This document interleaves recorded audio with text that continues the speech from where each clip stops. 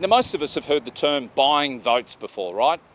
This happens when a political party distributes money to the voters in an upcoming election to try and persuade you to vote for them.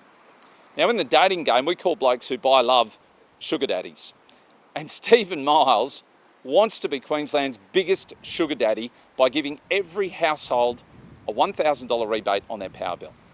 Now, why is he doing this, you ask? It's not because he's a good guy. He's doing this because Labor and the LNP's net zero energy targets have added enormous costs to the way we produce power across Queensland and the rest of the country for that matter.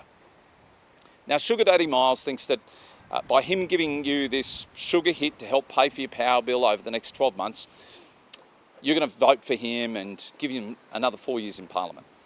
But what the Premier and Labor fails to understand is that voters want more than financial handouts.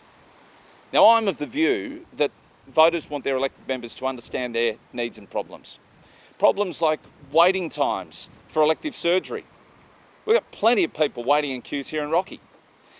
And if Miles has that much money to throw at electricity bills, I'd rather he support the people desperately waiting on those lists for this much needed surgery. Queenslanders want a Member of Parliament who's there to pick the phone up during those hard times.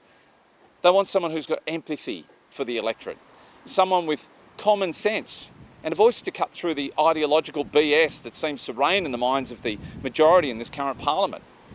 You see, all of this green policy that Labor and the LNP have passed into legislation have these massive economic consequences, and that's what we're feeling right now. We're spending hundreds of billions of dollars nationwide on wind turbines and industrial solar installations in the middle of whoop-whoop. Meanwhile, farmers are losing their land rights and you at home are having to pay for it.